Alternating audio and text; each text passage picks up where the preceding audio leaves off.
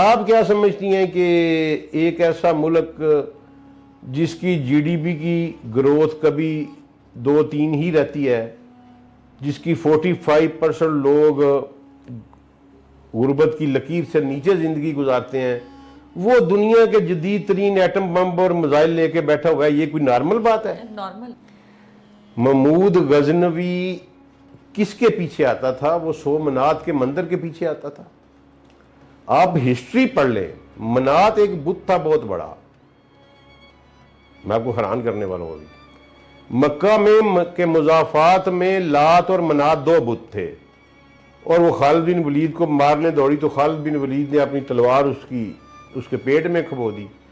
تو وہ خالد بن ولید کہتے ہیں کہ ریت کے اوپر پانی کا چھپڑ بن گیا، خون کا، حتیٰ کہ ریت پہ وہ چوس جاتی ہے، ریت پہ گوٹے گوٹے خون جو ہے وہ اکٹھا ہو گیا. تو وہ واپس آئے تو رسول اللہ کو بتایا تو فرمایا ہاں اب تم نے لات کو مارا ہے. محمود غزنوی اس منات کے پیچھے آتا تھا، رسول اللہ کی بشارت تھی اس کے پاس. سبحان اللہ، سبحان اللہ، سبحان اللہ. سومنات کا مندر، وہ منات رسول اللہ نے توڑوا کے چھوڑی کیونکہ وہ عرب سے آئی ہوئی تھی. تو اس کو سپر پاور بننے سے کوئی نہیں روک سکے گا. لیکن اگر وہ وقت کا باجا بجا دیا گیا اور ہم نہ پلٹے اللہ اور اس کے رسول کی طرف، تو پھر ہماری تباہی اور بربادی کو بھی کوئی نہیں روک سکے گا. اللہ نہ میرا محتاج ہے، نہ پاکستان کا محتاج ہے، نہ آپ کا محتاج ہے. ٹھیک ہے، یہ بھی ایک کنڈیشن ہے جو بزرگوں نے ساتھ اس کے لگاتے ہیں، اور یہ 100% حقی سچی ہے. ابھی تک ہماری کارکردگی بہت غلط ہے. یہ جو ایلومیناٹی پارٹیز ہو رہی ہیں اس ملک میں، جو ہماری نوجوان نسل جس راہ پر چل پڑی ہے، ڈرگز کلچر ہے، ایلومیناٹی ہے، ایپسٹین فائل سے ریلیٹڈ چیزیں یہاں سے بھی تو ایکسپورٹ ہوتی ہیں. ڈو یو تھنک کہ ہم کہیں مورلی سٹینڈ کرتے ہیں؟ دیکھیں، ہمیں فیصلہ لینا پڑے گا madam. It is the time of decision making. ہم نے کس طرف جانا ہے؟ ٹھیک ہے، آپ نے جانا ہے اس طرف چلے جائیں، میجارٹی ہے، چلے جائیں آپ، ہمیں کیا. نہ ملک یہ ترقی کے لیے بنایا ہے، نہ سیکولرزم کے لیے بنایا ہے. ہم یہ ملک اللہ اور اس کے رسول کا نظام نافذ کرنے کے لیے بنایا ہے. اور اللہ اور اس کے رسول کے نظام کا الٹیمیٹ نتیجہ کیا ہے کہ صرف 5 سال کے بعد اس ملک میں خیرات لینے والا کوئی نہیں ملے گا. ہم شرک کے دشمن ہیں اور شرک ہمارا دشمن ہے. اور اس وقت شرک کا سب سے بڑا گڑھ جو ہے وہ ہندوستان ہے. ٹھیک ہے جی. آپ کیا سمجھتی ہیں کہ ایک ایسا ملک جس کی جی ڈی پی کی گروتھ کبھی 2-3 ہی رہتی ہے، جس کی 45% لوگ غربت کی لکیر سے نیچے زندگی گزارتے ہیں، وہ دنیا کے جدید ترین ایٹم بم اور میزائل لے کے بیٹھا ہوا ہے، یہ کوئی نارمل بات ہے؟ نارمل ہے. ٹرو. 5 تک گیا ویسے G D P growth last recorded. وہ بھی جو ہیرا پھیری ہے. ٹھیک ہے نا جی. لیکن بات پوائنٹ ہے. ہاں، آپ دیکھ لیں نا کہ ایران کے پاس ول بھی تھی، ٹھیک ہے، خواہش بھی تھی، اور پوری دنیا کا تیسرا بڑا ریسورس بھی ان کے پاس تھا، آئل اینڈ گیس کا. نہیں بنا سکے. پاکستان پہ اللہ کی تو یہ کوئی اب نارمیلٹی ہے نا یہ اور اللہ کا کوئی کام keep in mind by chance and حادثاتی نہیں ہوتا، وہ آبجیکٹیو اورینٹڈ ہوتا ہے. اچھا، غزوہ ہند ناگزیر ہے، یہ انفینشڈ ایجنڈا ہے. جی. اگر آپ تھوڑا سا غور کریں تو محمود غزنوی کو لوگ آج کل کے جو لیٹسٹ اسکالر ہیں انہوں نے ایک نئی ویو نکالی ہے اس کو کنڈیم کرنے کی. محمود غزنوی کس کے پیچھے آتا تھا؟ وہ سومنات کے مندر کے پیچھے آتا تھا. آپ ہسٹری پڑھ لیں، منات ایک بت تھا بہت بڑا، میں آپ کو حیران کرنے والا ہوں. ابھی مکہ میں کے مضافات میں لات اور منات 2 بت تھے. ٹھیک ہے جی. لات جو تھا وہ طائف والی سائڈ پہ تھا، اور منات جو تھا وہ تہامہ والی سائڈ پہ تھا، سمندر والی سائڈ پہ. ٹھیک ہے. لوگ جو ادھر سے حج کرنے آتے تھے وہ لات کا طواف کر کے آتے تھے، جو ادھر سے تہامہ والی سائڈ سے آتے تھے وہ منات کا طواف کر کے مکہ میں داخل ہوتے تھے. لات کے بت کو خالد بن ولید نے گرایا فتح مکہ کے دوسرے دن رسول اللہ صلی اللہ علیہ وسلم کے حکم سے. جب وہ واپس آئے تو سیدی رسول اللہ نے کہا کہ تو نے وہاں کیا دیکھا؟ تو جناب خالد نے کہا کہ یا رسول اللہ ایک عمارت تھی میں نے گرا دی. فرمایا تو نے لات کو نہیں مارا, واپس جاؤ. اب جب وہ واپس گئے تو تب انہوں نے اس عمارت کی بنیادیں اکھیڑی تو وہاں سے ایک چڑیل نکلی, کالے رنگ کی ایک عورت دیو قامت برآمد ہوئی, اور وہ خالد بن ولید کو مارنے دوڑی تو خالد بن ولید نے اپنی تلوار اس کے پیٹ میں کھبو دی. تو وہ خالد بن ولید کہتے ہیں کہ ریت کے اوپر پانی کا چھپڑ بن گیا خون کا, حتیٰ کہ ریت پہ وہ چوس جاتی ہے, ریت پہ گوڑے گوڑے خون جو ہے وہ اکٹھا ہو گیا. تو وہ واپس آئے تو رسول اللہ کو بتایا تو فرمایا ہاں اب تم نے لات کو مارا ہے. اچھا منات کا جو مندر تھا نا جی, وہ توڑنے کے لیے ایک اور صحابی کو بھیجا, لیکن اس سے پہلے منات کا بت لے کے اس کے پجاری سمندر قریب تھا تہامہ والی سائڈ پہ, وہ جدہ کی بندرگاہ پہ آئے اور انہوں نے وہ بت کشتی پہ لادا اور وہ ہندوستان میں لے آئے. ہندوستان میں سنسکرت میں مقدس کو سو کہتے ہیں, سو سین واؤ سو, ٹھیک ہے جی, مقدس کو سو کہتے ہیں. اچھا مقدس کو سو کہتے ہیں, جی ہاں, جس کو ہم مقدس اردو میں کہتے ہیں نا جی, سیکرڈ جو ہے اس کو سو کہتے ہیں. انہوں نے یہاں اس کا نام رکھا سو منات, سیکرڈ منات. محمود غزنوی اس منات کے پیچھے آتا تھا, رسول اللہ کی بشارت تھی اس کے پاس. سبحان اللہ سبحان اللہ سبحان اللہ. سومنات کا مندر, وہ منات رسول اللہ نے توڑوا کے چھوڑی کیونکہ وہ عرب سے آئی ہوئی تھی, ٹھیک ہے. تو رسول اللہ صلی اللہ علیہ وآلہ وسلم کے وہ دیکھیں وہ کہاں وہ درہ خیبر اور کہاں کاٹھیا واڑ, پورا ہندوستان چیر کے وہ گزرا, اللہ, اور کوئی حکومت اس نے نہیں قائم کی. ٹھیک ہے, لوٹنا ہمارا حق ہے, اگر ہم اللہ کے لیے جا رہے ہیں تو دشمن کو لوٹنا ہمارے اوپر فرض ہے. کوئی اس کا مائنڈ کرے یا نہ کرے, میرے اللہ کا حکم ہے, ہم کیا کریں.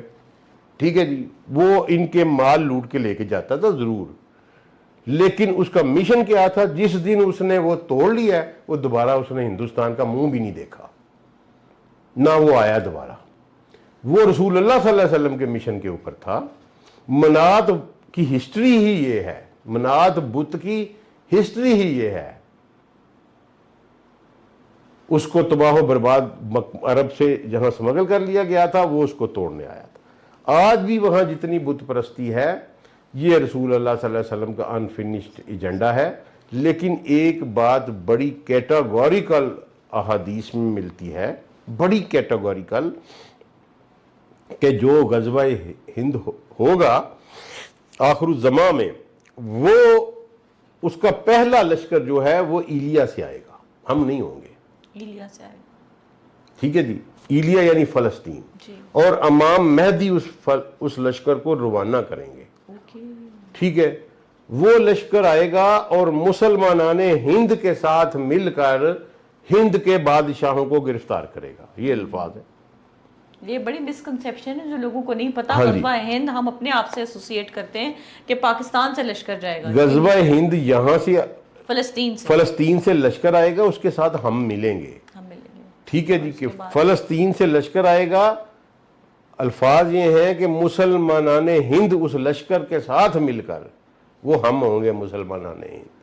ٹھیک ہے جی, اس لشکر کے ساتھ مل کر لڑائی کریں گے, انڈیا میں بت پرستی کو ختم کریں گے ہندوستان میں, اور ہندوستان کے مملوک کو گرفتار کر. مملوک ہے, اس کا مطلب ہے کہ اس وقت انڈیا سٹیٹس میں بڑھ چکا ہوگا. ایک مملوک کا لفظ لگایا رسول اللہ صلی اللہ علیہ وسلم نے, ایسا ہی ہونا ہے جیسے میرے رسول نے کہا ہے. جیسے شاہ صاحب کے ساتھ میں بیٹھی تھی تو مجھے اس بات سے یاد آ گیا, آپ کے ساتھ ایڈ کرتی ہوں, ان سے انٹرویو جب میں نے کیا سرفراز احمد شاہ صاحب سے, تو انہوں نے کہا کہ پاکستان اور ایک انڈیا, انہوں کی انالیسس تھا پاکستان اور انڈیا کی ایک بڑی زبردست وار ہونی ہے جس میں پاکستان کا بھی مین اینڈ مٹیریل لاس ہوگا. میرا اگلا سوال تھا کہ پھر اس کے بعد لیکن جنگ پاکستان جیتے گا. پھر میرا کویشچن تھا کہ پھر انڈیا کا کیا بنے گا. انہوں نے کہا ہاں یہ سوال بنتا ہے, انڈیا 50 ٹکڑوں میں تقسیم ہو. مملوک کا لفظ نکلا ہے نا رسول اللہ کی زبان مبارک سے, وہ ویسا ہی ہونا جیسا نکلا ہے. اگلی بات سنیں کہ مملوک کو گرفتار کریں گے, اور جب واپس پلٹیں گے تو شام میں عیسیٰ ابن مریم کو پائیں گے. اللہ غنی اللہ غنی اللہ. یہ اتنی کلوز ہیں. ٹھیک ہے کہ یہاں یہ جنگ جیتیں گے, جب واپس پلٹیں گے تو شام میں عیسیٰ ابن مریم کو پائیں گے. اور اس کے بعد تو پھر آگے ایونٹس ہیں نا جی. ٹھیک ہے, تو اسی بیس پہ جو میں نے پہلے بات کی نا, میں نے قصور میں اسی حدیث کی بیس پہ میں نے بات کی تھی کہ پاکستان کا chief of army staff India کے پرائم منسٹر کو گرفتار کرے. انشاءاللہ یہ وقت آئے گا, ہر صورت میں آئے گا. ممکن ہی نہیں ہے, میرے رسول نے کہا ہے, مقصد کہ ہم رسول سے اگر بندے رہے تو یہ دس از دا کنڈیشن جو میں لگاتا ہوتا ہوں. ٹھیک ہے جی, اگر ہم اللہ اور اس کے رسول کے راستے سے ہٹ گئے تو پھر ہمارا انجام بھی ان بت پرستوں سے برا ترین ہوگا. یہ بھی ایک کنڈیشن ہے میڈم. ٹھیک ہے, اور ہم ابھی من حیث القوم اس راستے سے ہٹے ہوئے ہیں. ٹھیک ہے, چند سال یا شاید چند ماہ ہیں اس قوم کے پاس. اگر یہ پلٹ آئی اللہ اور اس کے رسول کی طرف تو اس کو سپر پاور بننے سے کوئی نہیں روک سکے گا. لیکن اگر وہ وقت کا باجا بجا دیا گیا اور ہم نہ پلٹے اللہ اور اس کے رسول کی طرف تو پھر ہماری تباہی اور بربادی کو بھی کوئی نہیں روک سکے گا. اللہ نہ میرا محتاج ہے, نہ پاکستان کا محتاج ہے, نہ آپ کا محتاج ہے. ٹھیک ہے, یہ بھی ایک کنڈیشن ہے جو بزرگوں نے ساتھ اس کے لگاتے ہیں, اور یہ 100% حقی سچی ہے. ابھی تک ہماری کارکردگی بہت غلط ہے. یہ اس پہ میں آپ سے بات کرنا چاہوں گی. پاکستان کی آپ بات کر رہے ہیں نا سلام صاحب, میں بڑا ڈیٹیل ٹاپک ہے لیکن تھوڑا سا ہمیں بتائیے, جو ایلیومیناٹی پارٹیز ہو رہی ہیں اس ملک میں, جو ہماری نوجوان نسل جس راہ پر چل پڑی ہے, ڈرگز کلچر ہے, ایلیومیناٹی ہے, ایپسٹین فائل سے ریلیٹڈ چیزیں یہاں سے بھی تو ایکسپورٹ ہوتی ہیں. ڈو یو تھنک کہ ہم کہیں مورلی سٹینڈ کرتے ہیں؟ دیکھیں, ہمیں فیصلہ لینا پڑے گا madam. It is the time of decision making. ہم نے کس طرف جانا ہے. ٹھیک ہے, آپ نے جانا ہے اس طرف چلے جائیں, میجارٹی ہے, چلے جائیں آپ. ہمیں کیا, تباہی و بربادی کی طرف جانا ہے یا اللہ اور اس کے رسول کی طرف جانا ہے.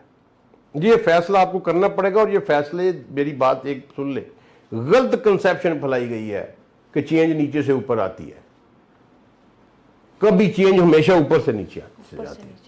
ہم دیکھتے ہیں جی ہمارے لیڈرز کیا کریں, فالو کرتے ہیں. ہاں, آپ کو وہ چینج کرنا پڑیں گے, سارا پورا نظام چینج کرنا پڑے گا. اللہ اور اس کے رسول کا نظام اس ملک میں آپ نے وعدہ کیا ہوا ہے. میرے دادا کہتے ہوتے تھے کہ ہم مساجد میں محافل کرتے ہوتے تھے اور رو رو کے اللہ سے دعا مانگتے ہوتے تھے کہ یا اللہ ہمیں زمین کا ایک ٹکڑا دے دے, ہم تیرا نظام نافذ کریں گے. ہم اللہ کے ساتھ دھوکہ کر رہے ہیں, بیفور پارٹیشن اپنے ابا و اجداد کے ساتھ دھوکہ کر رہے ہیں. ان کی قربانیاں ٹھیک ہے, ساتھ دھوکہ. اگر سیکولر بنانا تھا تو ہم انڈیا کے ساتھ بہت بہتر تھے. آج بھی اگر سیکولر بنانا ہے تو ہمیں مل جانا چاہیے ان کے ساتھ. ہم نے یہ ملک یہ ترقی کے لیے بنایا ہے, نہ سیکولرزم کے لیے بنایا ہے. ہم یہ ملک اللہ اور اس کے رسول کا نظام نافذ کرنے کے لیے بنایا, اور اللہ اور اس کے رسول کے نظام کا الٹیمیٹ نتیجہ کیا ہے کہ صرف 5 سال کے بعد اس ملک میں خیرات لینے والا کوئی نہیں ملے گا. میں قسم کھا کے کہتا ہوں کہ آپ صرف اللہ اور رسول کا زکوٰۃ و عشر کا نظام یہاں نافذ کر دیں, بعد کوئی زکوٰۃ لینے والا مل گیا تو مجھے پکڑ لیجئے گا. اس کی کیا ریزن؟ میں نے کیلکولیشن کی ہوئی ہے. کیا کیلکولیشن؟ 30 ملین ٹن گندم کی پیداوار ہے آپ کی صوبہ پنجاب کی پچھلے سال کی. اس بیس کے اوپر اگر 30 ملین ٹن کے اوپر ہر زمیندار ایمانداری سے صرف عشر دے, ٹھیک ہے, عشر کے 2 اقسام ہیں کہ آپ اگر artificial means of irrigation use نہیں کر رہے, صرف اللہ پہ نیچر ریسورسز پہ ہیں تو آپ 10% دیں گے پیداوار کا. اگر آپ آرٹیفیشل ریسورس ٹیوبل ہے, کوئی نلکا ہے, کوئی جو بھی لگایا ہوا ہے, تو آپ 5% دیں گے. میں نے 5% کے حساب سے کیلکولیٹ کیا کہ 30 ملین میٹرک ٹن پیداوار کے اوپر اگر صرف 5% منیمم سلیب جو ہے اگر اس کا عشر لیا جائے گندم کا, اور 5 بندوں کی ایک اور ایوریج فیملی ہو اور اس کی سال کی ضرورت 10 من 400 kg ہو, تو ہم 2.5 کروڑ بندے کو ہر سال ایک فصل میں سال کی گندم مفت دے سکتے ہیں. 2.5 کروڑ بندے کو. تو یہ صرف صوبہ پنجاب کا ڈیٹا ہے. اس کے بعد خریف کی فصل آنی ہے, 2.5 करोड़ उसमें से निकलेगा और फिर लाइफ स्टॉक के ऊपर ज़कात आनी है। आप लाइफ स्टॉक की ज़कात का मॉडल पढ़े, क्या मॉडल है यार। आप ले, जिसके पास 10 गायें खड़ी हैं उससे एक बच्चा ले, गरीब को दे दें, उसे कि 2 साल के बाद आपने मुझे पाल के एक बच्चा वापस करना है। ऐसे गुर्बत जाती है। तो फिर क्यों, अगर ये सारे मॉडल्स भी हैं, सब चीज़ें भी हैं, तो इस मुल्क में कहत भी नहीं होना चाहिए, तो इसलिए कि आप गुर्बत भी नहीं होनी चाहिए। आप नहीं जा रहे ना उस तरफ। यही तो मैं कह रहा हूँ कि हम अपने अल्लाह और उसके रसूल से भी धोखा कर रहे हैं, अपने विल बाओजदाद नहीं से, है ना। अपने बाओजदाद, क्योंकि ये पढ़ाता कोई नहीं। मस्जिद के मिंबर से ये चीज़ बताई नहीं जाती। आप मुझे बताएं, मैंने आज तक अल्हम्दुलिल्लाह कभी जुम्मा छोड़ा तो नहीं, मैंने आज तक किसी जुम्मे के खुतबे में ये इकनॉमिक मॉडल ऑफ रसूलुल्लाह नहीं सुना सल्लल्लाहु अलैहि वसल्लम, मैंने नहीं सुना आज तक।